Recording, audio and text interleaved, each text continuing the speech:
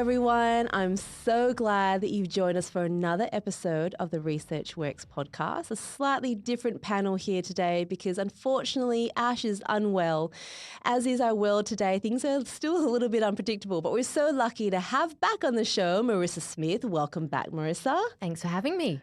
I love being back, and I love this new space. I know. Can you guys even tell? This is amazing. We've got a new table, we've got some new shelves, and we've even decorated. I think I put my hand to some decorations yesterday, and I'm not really an interior designer by any means, but I had some pictures to look at on Pinterest and a few ideas that I could put behind it. So I hope you enjoy. And if you do zoom in to have a look at some of the background, you'll see some clinical books and then you'll see some children's books. So you'll enjoy the whole I absolutely I love it. I am so excited today because we have a returning guest to the show, Dr. Bhooma Aravamuthan. Welcome. Welcome, Bhooma. Hi, thanks for having me. Excited to be back. Oh, we love that you've come back. And even more so, we love the fact that we can build on what we previously spoke about. I think that's the best thing. Yay. I love that we can build on it too. Yes, here's to keeping on building. I love it. And that just shows, that is the power of research, isn't it? You find one thing, you're like, okay, well, let's follow this path, and it's following the evidence is sort of how we love to talk about it. So well, before we get into that, I'm very excited to talk about it. Marissa, I think we should tell everyone a little bit more about Bhooma again, because it has been just a few years since we last spoke with you. I can't believe we can say a few years on the podcast. That was so cool. Okay, I'm going to tell you a little bit about Bhooma. Bhooma is an assistant professor of neurology and pediatrics at the Washington University School of Medicine in St. Louis, Missouri, all the way from the US of A. When it comes to expertise in cerebral palsy and pediatric movement disorders, particularly with dystonia, Bhooma is widely published. Her recent work demonstrates her broad collaborations with leading experts in this field, and we are so very lucky to have an opportunity to speak with her on the podcast again today. Golly gosh, that's amazing.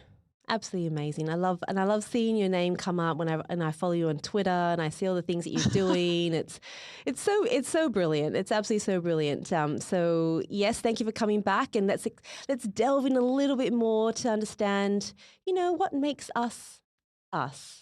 To the icebreaker question. Okay, so here it is. Here it is, icebreaker time. What is your biggest DIY success or failure? Would you like to go first? I would be happy to go first. You guys are sitting in front of a massive DIY success. I feel like my DIY skills are always at best part success, part failure. So when we actually first moved to St. Louis, it was with our twins were 6 months old. Wow. And we moved into a 2-bedroom apartment. It was very sterile. And I thought, I'm going to make like these amazing wall hangings and put them up for them in the apartment. And so I made a wall hanging for my son, Neil, of clouds in the sun, which is representative of his name. The meaning of his name is that. Oh, wow. And then for my other son, Singham, his name means lion. So I made a wall hanging of a lion with felt, and we hung it up in the apartment. And the goal was to finally get them framed. And then when we moved into our house, hang them up in our house. I never did that. So they are now on the floor of both of their bedrooms. We have since had a third child. I very ambitiously made a wall hanging for her with a parrot, representative of her name. That's also on the floor of her room. So there are just these 3 felt wall hangings, massive wall hangings, like 5 feet by 5 feet that I made that are just on the floor. Oh, wow. They're decent size too. Wow. Yeah, they're massive. They're massive. And I spent hours on each of them, and I just never closed. I never put them up on the wall. Can I ask how old your sons They're are? still there. Yeah, that's a good question. Yeah, how old are your sons? The boys are 5. And the youngest is 3. Oh. I'm just impressed you made it again for your daughter. So that's good. You did follow through on that. They exist. They're just not they're more rugs than they are wall hangings. Floor art. Yeah. You've just repurposed them. I love that. Floor art. That's right. Maybe it is 100% success. It's floor art. I think so. We can turn it around. We can always turn it around, like the ever optimist, really. Great question. And the unfortunate part is all I can think of is failures, because I always think things seem simpler than they actually are, right? So because people who are really good at their art, they do it seamlessly and you're like, oh, I could do that. And so there's two things. They also relate to art and hanging things up on the wall, which is quite an interesting thing. We can probably delve a little bit deeper into the psyches there, Bhooma. But for me, it was like I always thought that abstract art was something that I could do because, you see this artwork and you're like, oh, these colours, it's just splashed on there and, a bit of paintbrush kind of goes and you kind of make these little spray patterns. I'm like, I can do it. I spent all this money getting an easel, getting a canvas. I'm like, I can do abstract art. It was terrible. Absolutely awful. There's nothing that made sense about it. There was nothing particularly beautiful about it. And I thought, look, I'm gonna persist. And I tried to hang some up on my wall. This is years ago now. And because I was too lazy to even get a drill out, and I was like, it's just too hard, I'm just going to use commando strips. And so I tried to follow the instructions, and I'm like, oh, I don't really need to wipe down the wall, like with the alcohol thing. And I've wiped it down enough. It's fine.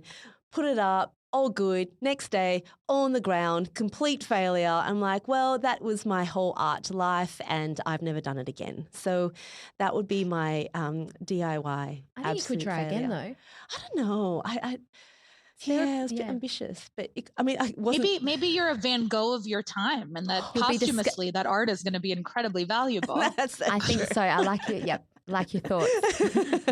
Thank you for looking at it positively there again for me. I really do appreciate that. Now, I too can only think of failures. And originally I was going to say the soak well that did not work when we moved into our first house. But also the biggest thing in Australia, we like lamingtons. Do you know what a lamington is, Bhooma? Yes. Yes. I do. For earlier this year, I really wanted to make lamingtons from scratch and I thought, how hard can this be? So I bought a kit and you make the sponge cake and then you dip them in chocolate and coat them in coconut. Simple enough. But what happens is when you put the lamington into the chocolate, my lamington fell apart. The coconut went everywhere. I probably had 3 out of 20 that actually took shape. Needless to say, I will not make lamingtons again and I will buy them from the shops and be very grateful for their perfect form. Again, sometimes it's just better to go to the people who do them all the time. I'm very happy to do that. There's just absolute skill involved in that. Well, I like how we try to turn it again positively because I feel like you need to do that from time to time. But let's get into the paper now. We're ready to get into the paper. Let's do it. Let's go to the next great success. This is a great DIY success here, Bhooma. So let me tell you a little bit about the paper we'll be talking about today. So the aim of this study was to determine the movement features governing expert assessment of gait dystonia severity in ambulant children with cerebral palsy. In this prospective cohort study, neurologists graded lower extremity dystonia severity in gait videos of individuals with cerebral palsy using the Global Dystonia Severity Scale. In addition to this, open source pose estimation techniques were used to determine gait variable analogues to correlate with the assessments of dystonia severity. So of the 116 participants of children aged between 10 and 20 years, variable limb adduction was most commonly cited to identify dystonia. Gait variables assessing adduction, variability and amplitude such as inter-ankle distance, variance and foot adduction amplitude were significantly correlated with expert assessment of dystonia severity. So this means that adduction variability and amplitude are quantifiable gait features that correlate with expert-determined gait dystonia severity in individuals with cerebral palsy. And such a finding could help clinicians to optimize and standardize clinical gait assessment in children with dystonia. Oh, I love this so much. This is brilliant. It is so very good. Very, very good. And I do say adduction. I do notice I do that because I think that's all just from training. It's abduction or adduction. That's how we were taught. So that's how we were taught too. It just came through. I do that too. You do it too? Yeah. I do it too. Oh. Yeah. Okay, that so is an international similarity. I love that. I love that.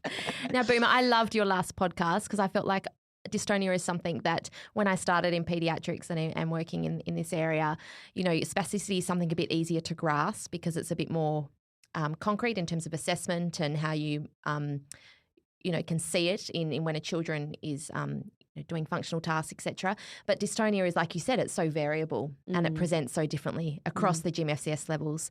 And I think at times, like you said, it is very prevalent. I know you mentioned that 13 to 15%, I think, of children with cerebral palsy will have dystonia as their main feature. But anyway, we'll go into this more. But I love going into this topic because it is something that as a therapist, I think is something we don't naturally learn or understand as easily from the start. So it's things like today that will really increase our knowledge on this. Yeah. So can you just, for those that are new to the podcast, can you describe what is dystonia and how does it affect function? Sure. So dystonia is voluntary movement triggered overflow muscle activation at its most basic sort of standardized definition level. So that means that every time a person with dystonia tries to move, a part of their body that they did not intend to move moves out of their control.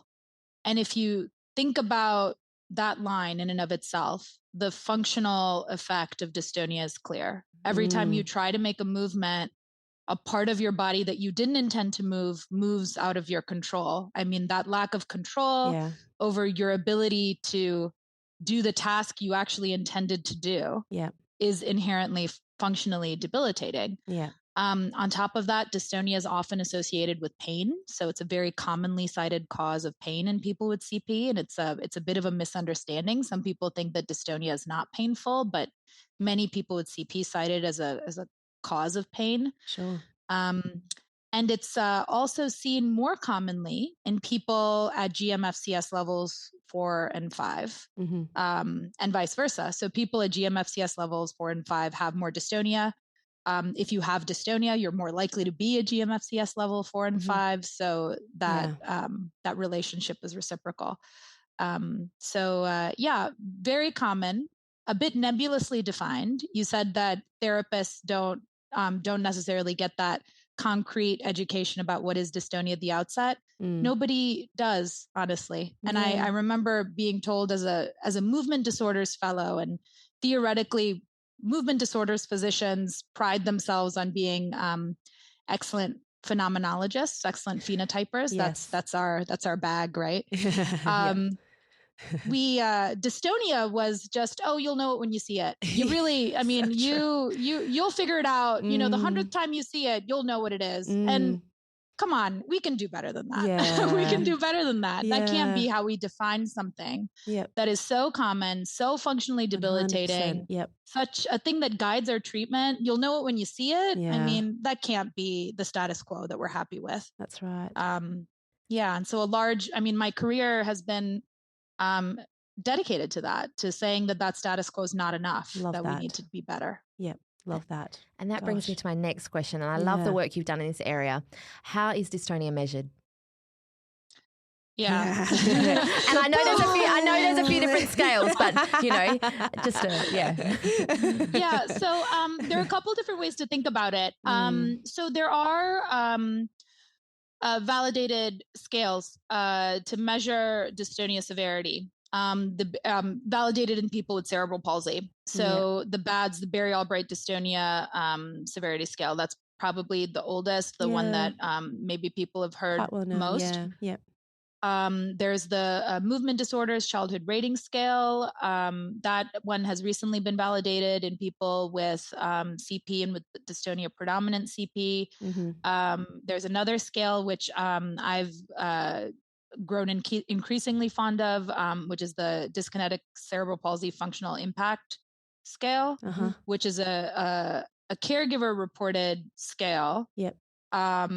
Once you've already been diagnosed with dystonia, you look to see, and once you're able to identify what that dystonia looks like in the person affected by CP, you can say, this is how it functionally affects me in these different ways. That I think is particularly valuable. The kicker to me for all of these is that they were developed with sort of this general conceptualization that dystonia is has to be described generally across all people, yes, across all tasks, across all limbs or parts of the body. And it can't, you can't do that. Dystonia looks very different depending on the cause. So depending on the cause, depending on the task that triggers it, and depending on the part of the body that's affected. So we in this paper and the last one that I talked about on this podcast, we're attempting an effort to be more granular and say, you know, we should really start thinking about dystonia looks like this in people with CP in this part of the body during this task. It is task dependent. It is person dependent. It's body part dependent. So let's stop pretending that we can define it so generically. I mean, we've not done well at that for years, decades. So let's get granular about it. Look, I love that, Bhooma. I think there's been a lot of just sort of, it almost feels like we're sort of tiptoeing around it sometimes, isn't it? And we're not really getting into the detail. You only need to work with a few people with dystonia to realize how different it is. I love how you've described that. You know, I'll work with some kids where if it's particularly windy or it's cold and, you know, wind brushes against their leg and that kind of, because it's sensory, and then suddenly they go into this big movement and they get stuck. And that happens for one, but it doesn't happen for another. So there's so many things there to look at. And I love you brought up about your previous paper. Just absolutely adore it. It's this to remind everyone, you know, there was this qualitative thematic analysis, which I'd never seen done before. It was brilliant. And it was codifying responses about what we would see for dystonia. And one of the features I remember coming out that has always stuck with me was this variable unilateral foot-leg adduction was a commonly cited motor feature. And I think what that does for many clinicians is that it just hones in on the task of walking. When you do see that, what does that mean? And makes you think deeper about it rather than going, oh yeah, that's just part of their gait pattern. But what is it? So just to build on that now, why did you go on to do this paper? Like, what was the main aim from it, and what was the main purpose, I suppose? Yeah. So we wanted to expand on that initial work where we looked at how experts identified presence or absence of dystonia. And we wanted to expand on that to see how experts identified dystonia severity. What made them say dystonia was mild in the legs or moderate or severe in the legs? What were the features that they cited? And then if we could figure out metrics that experts seem to sort of by gut check use to assess these severities. Could we quantify it? Was there a way for us to say we can assign a number to that? And was there a way for us to quantify it in a real world clinic setting that could be broadly applicable? So those were the goals, which I think which we started to work on achieving with this paper.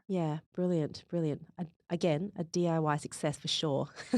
Definitely a DIY. Well, it's a DIY, yes. It's the beginning of what I hope will eventually be a full-scale DIY success for assessing dystonia across the whole body in people with CP in a qualitative and quantitatively specific way. So I love how this one really brings in that quantitative component to it. So it's just that beautiful mixed methods again, isn't it? And it's reflective of real life. Absolutely. And the qualitative led to this, didn't it? It kind of gave you the ideas that then to be really bring in the specificity. I should never say that word. Bring it into the study, which brings me to my next point about who was included in this study. Because I know you said obviously dystonia predominantly affects GMFCS levels 4s and 5s, but for this study looking at gait, you focused on GMFCS 1s to 3s. And can you chat to us a bit more about the other inclusion criteria for the study? Sure. So we, like you said, we included people who were independently ambulatory, so people GMFCS 1 to 3. The reason for that is because we wanted a task that was functionally relevant and somewhat comparable across the group of people that we were assessing.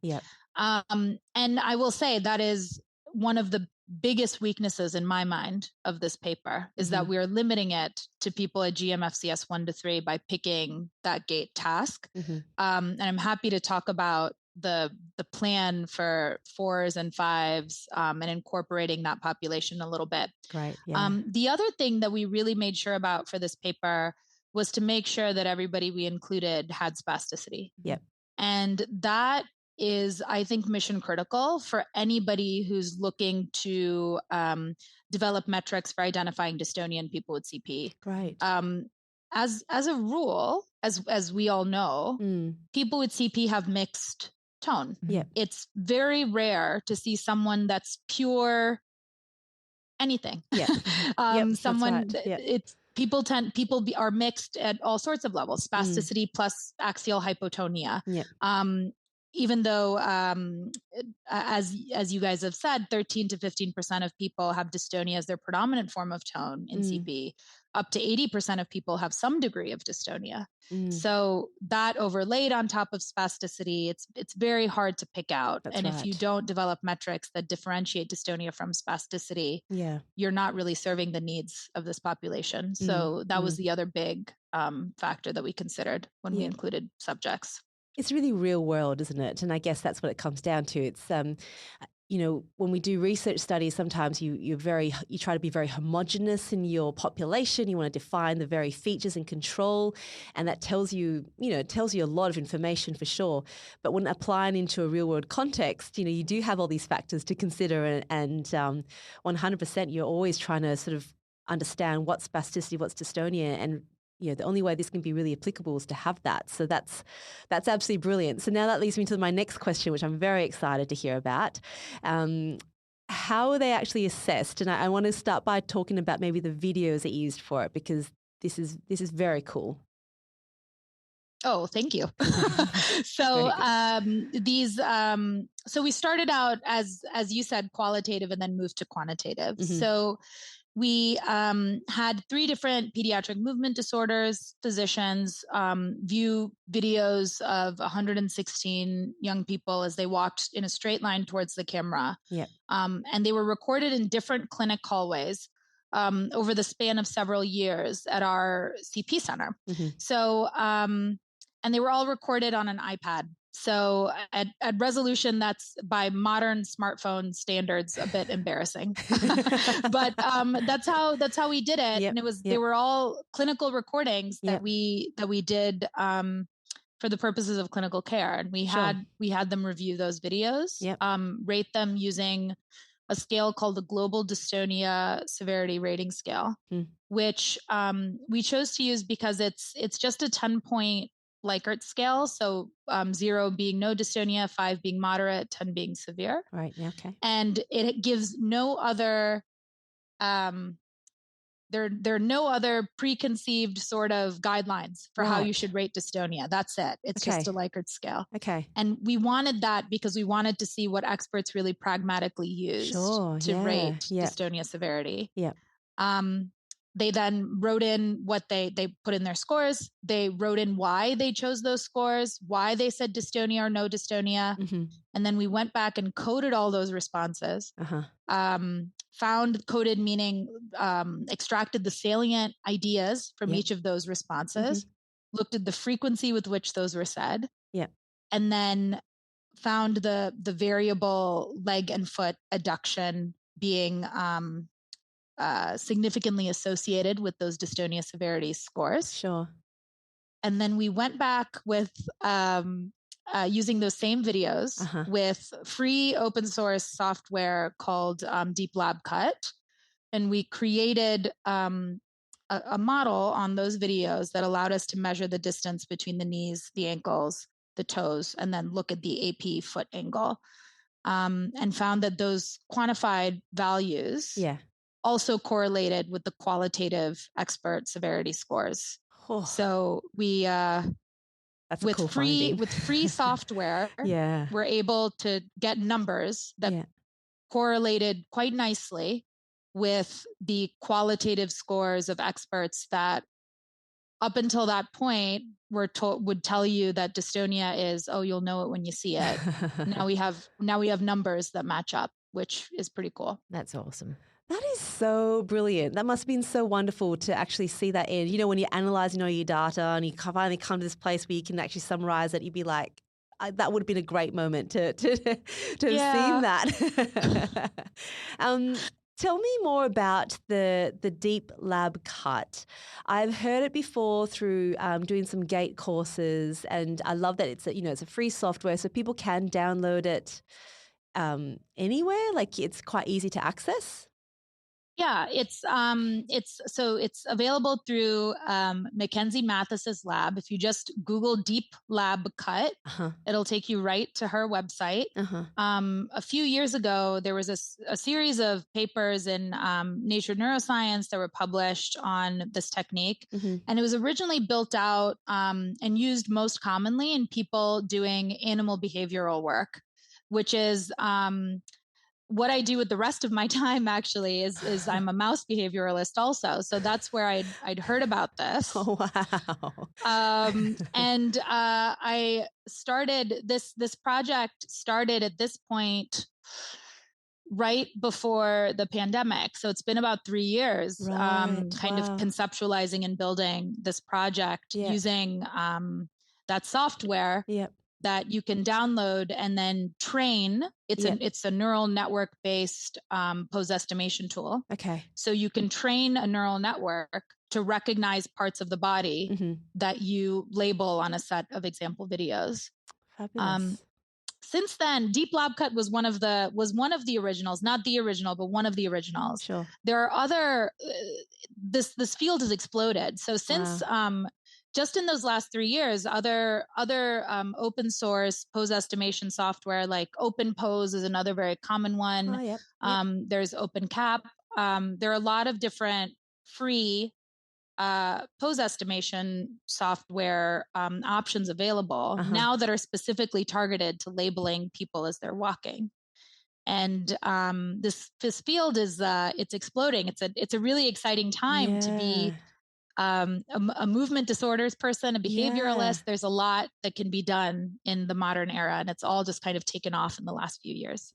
Awesome. Gosh, and I love how exciting. It is something like you did on an iPad. I mean, a lot of people, if they're fortunate enough to have an iPad or some sort of device, whether it's a smartphone or that can take that footage, how hard is it to train someone to do that in terms of, where did you put the camera and did you have to put markers on the knee and ankle and foot to measure it up?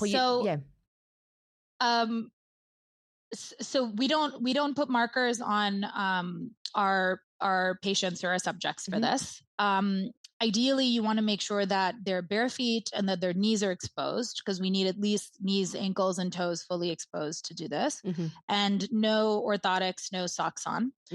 I will tell you that these videos, somewhat shockingly, were all taken handheld by someone, no tripod, no standard distance. They were all handheld videos, which was on the back end a nightmare. So to what we call clean the data, it was just hours and hours. Wow. And this ended up being like a Christmas project of mine about a year ago, to go through hundreds of videos and find the usable videos that had data where the camera was stable enough that I thought we would be able to get clean data from it. So now what we're doing in the clinic is we're just using smartphones. So we're using Google Pixels, actually, really cheap ones that we got off Amazon. Fabulous. But you don't have to use, I'm not endorsing any specific company. You can use whatever you want. But you don't have to get fancy. We're using smartphones, and we're using a tripod, and we've marked where we have the tripod on a hallway, and we mark where we want our kid to start walking, and we mark where we want them to end. And that's it. It's amazing. tape and a $300 investment on Amazon. Wow. Yeah. Look, and I think that it's so, it's just so refreshing to know that you can add this layer of an ability to objectively quantify something, which I think is so important, right? Like, you remember the days where we were measuring goniometer measurements, and people would eyeball them, and you'd be like, "Are you sure that's 70 degrees? Like, what is it? Let's measure it properly." Because at the end of the day, a lot of our treatments are based on these measurements that we might take. Is someone improving from this medication? Is this intervention actually working? And we need some way of quantifying it. And you just told us about something that people who work clinically in the community can do quite easily without, a lot of technical expertise. That to me is really inspiring. Hey, like it's huge, so reproducible. Because I think you said in the first podcast that, when you see a patient for the first time in a clinic, you might not see their dystonia like it usually presents on a day-to-day basis. Yeah. So I think this is where collaboration between the community and the hospital system and healthcare, because we know that gives the optimal results. So whether it's footage taken by the community therapist or even a family member that could be used to show the clinician and help them objectively identify dystonia, which will impact treatment, is amazing. And so I think this study, you've really shown us the value of that. Oh, well done. So good. Thanks. So good. I can just feel what it would have been like to go through that data and to have gone through all of that to be able to quantify. So I guess some of the more specifics now, and I know that, in terms of things that you did measure, there were things like inter-knee distance, inter-ankle distance, and foot-to-ankle minimum. Can you go through some of the specifics of what you actually saw there in your results? Sure. So each of those variables were pre-selected to mimic the statements that experts made about dystonia severity. So when we say foot angle minimum, and I'm gonna pretend, hopefully you can see my hand, right? I'm just gonna pretend that this is an ankle and this is a toe. So when we were quantifying foot angle, and let's say this is my knee, we were going knee, ankle, toe. What is this? And if this is medial and this is lateral, we were looking at this angle here. Right. So if a foot is turning in, this angle decreases. Yes. If a foot is turning out, this angle increases. Okay. Yep. And I have to apologize to the true 3D gait kinematics people, because these are all 2D assessments. It is very difficult to find a true 3D correlate to assessments you're only making in 2D. Yeah, of course. But I will say that when we assess these videos, we are trying to draw 3D conclusions from 2D data. And that's what we tried to do here as well. So foot angle minimum was foot turning in here. Great. Inter-ankle distance between the feet was how close the ankles were. How close the toes were to each other was inter-toe distance. And then how close the knees were. And then we looked at the variability of those measures. So the variance of those measures over the course of a few gait cycles during the video.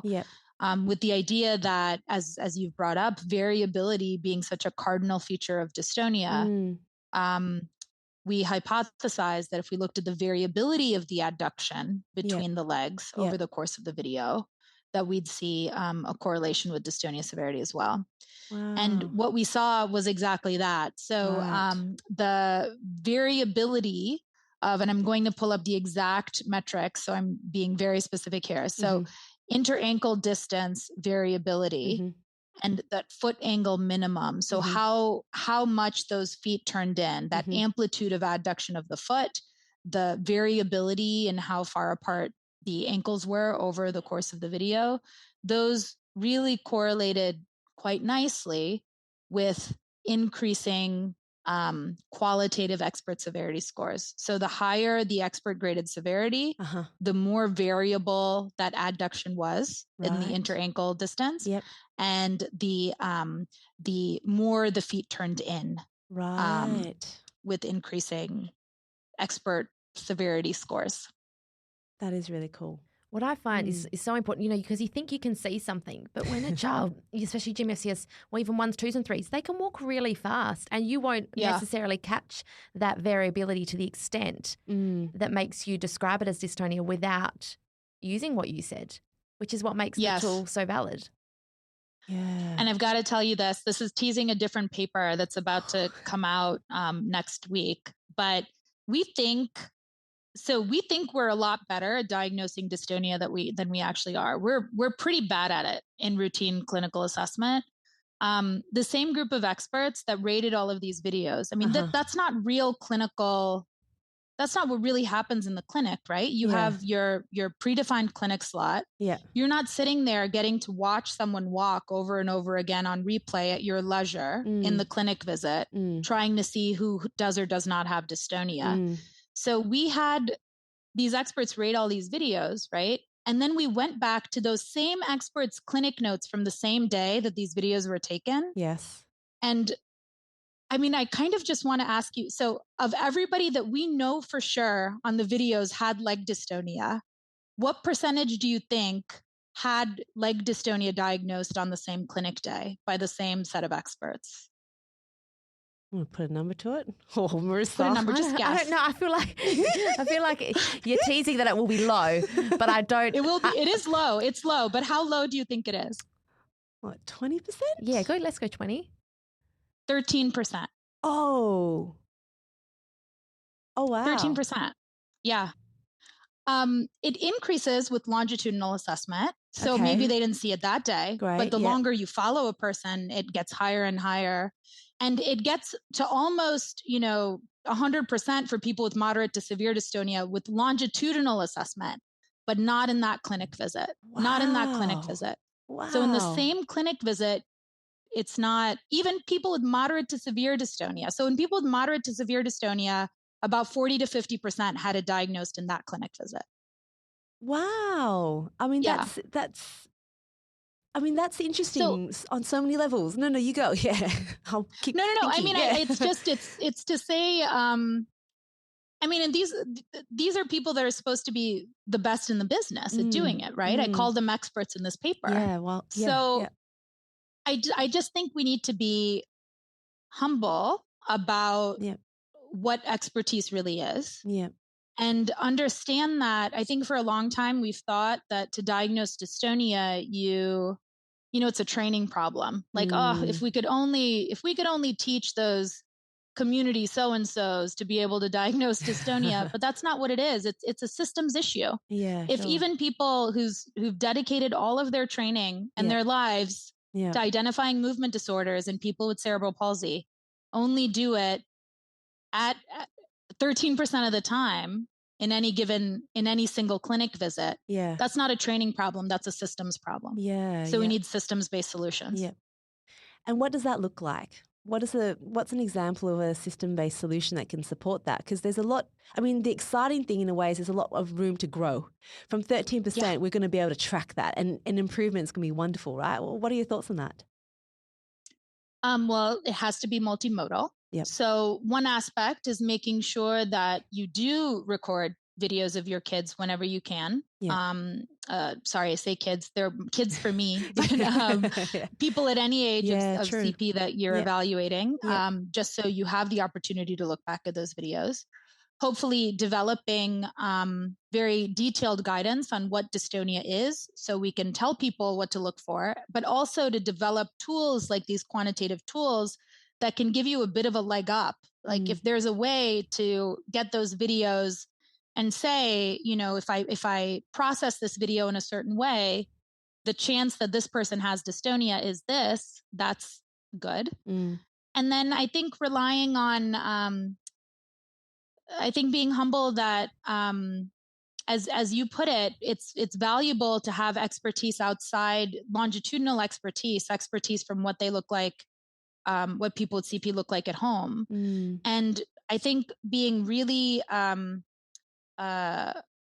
explicit or really thoughtful about making sure that you talk to the families of people with CP and see what expertise they can bring to the table about what movements look like at home for themselves or for the person they care for. And then just being really thoughtful to not forget it. Like dystonia is important. Make sure you're documenting it, yes or no, every clinic visit. And make sure that if you said no the last clinic visit, you're not just assuming no forever, that you're checking every single clinic visit. And what does this mean for clinicians? So you mentioned about the importance of footage, but clinicians working with children with dystonia, what you've learned from this paper, what can it do? How can it impact these children and the clinicians? Yeah. So I think one way to think about it is to use that qualitative data. So when you're watching someone walk, to look for that variable foot and leg adduction as they're walking and say, is that a sign of dystonia that I would not have diagnosed otherwise? Yeah. The other is to work with, maybe if you have a gait lab in your institution, or even if you don't, to start delving into some of these quantitative metrics. Maybe use some of that free software that's available, and see if you can start collecting videos on your families, on your kids, on the people with CP you treat, and see if you can try your hand at analyzing it this way. I would be happy to help. I think the more people that are doing this, the better. So if you have any questions, please feel free to reach out to me about it. That's so generous. That's so lovely. And I think knowing that there's people around that can help us with these things, I think is wonderful. And that's what creates that movement, right? I keep talking about this, one person doing it, a few people doing it, great, but you've got more people doing it, there's a movement, and we can really just improve that from 13% to something much higher. Because what goes on in my mind as a clinician is I go, if we can quantify this properly, then we can be more targeted with our interventions. I can only imagine that, for what we do, it might be orthotics. How many times do we have children who don't tolerate their ankle foot orthoses? Now, is that because of dystonia and how their leg is moving within the AFO? So if they were to have botulinum toxin or something a little bit more targeted for dystonia, which as a neurologist I'm sure you do all the time, we would want to see if there's a change, and whether that means functionally it means they can walk for longer distances without tripping or with less pain. How else do you see this being used clinically? Because in my mind, I'm already going to ankle foot orthoses and how can we improve that? Well, I think to me, I think the severity aspect of it can be used maybe more immediately to develop treatments for clinical use. I think that part of the reason clinical trials for dystonia and CP, and we have so little data on treatments for dystonia and CP, and part of the reason it's been hard is that it's so hard to diagnose in a standardized way and rate in a standardized way. I think this allows people to speak the same, at least quantitative language across centers to be able to track treatment response. So that's one way. I want to be very cautious about saying that we can use it to track severity currently clinically. Sure. This data was a snapshot of individual patients, and we haven't necessarily tried it in the same patient or in the same person to track their response to treatment. And that is something that we're working on. Okay.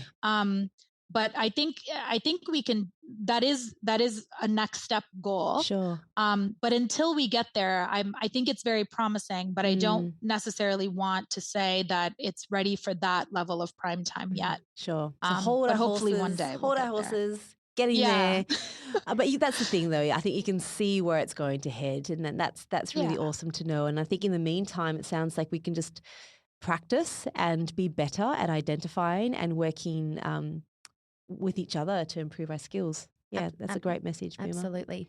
Now, look, you touched on earlier about some to do with GMFCS 4s and 5s and what, this means and where you're headed in that direction with looking at dystonia. Can you share more on that? Yes, I would love to. So this is a paper that that we're currently writing. In separate work where we were looking at upper extremity dystonia in people across GMFCS levels while they were seated and doing a variety of upper extremity tasks.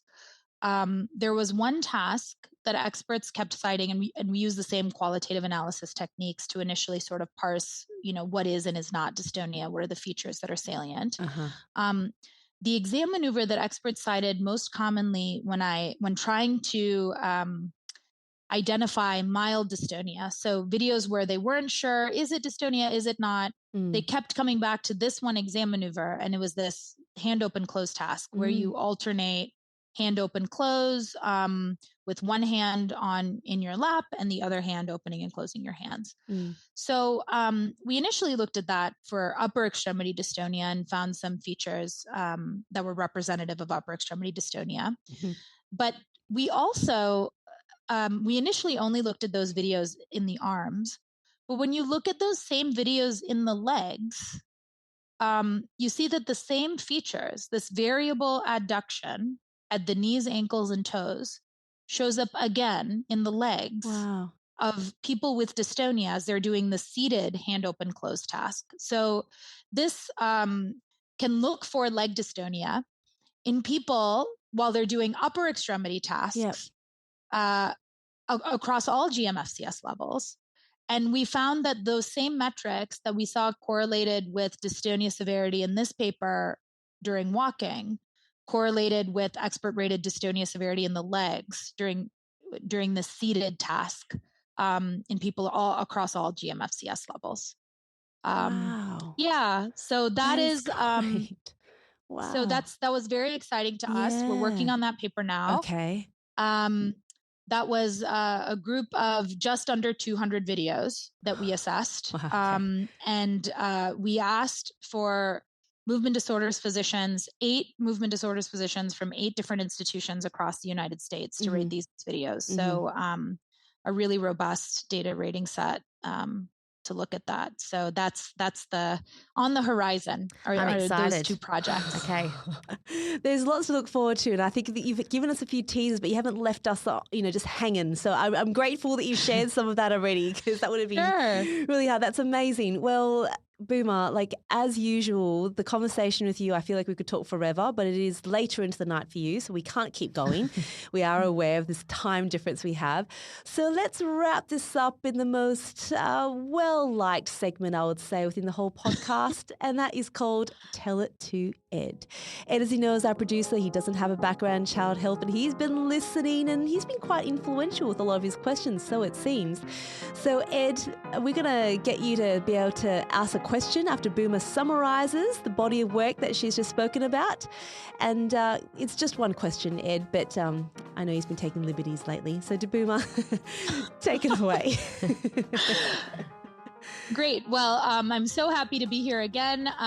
Today we talked about dystonia and how we need to be humble about our ability to identify it. And one way that we think we might be able to get a little bit better at identifying it in the clinic.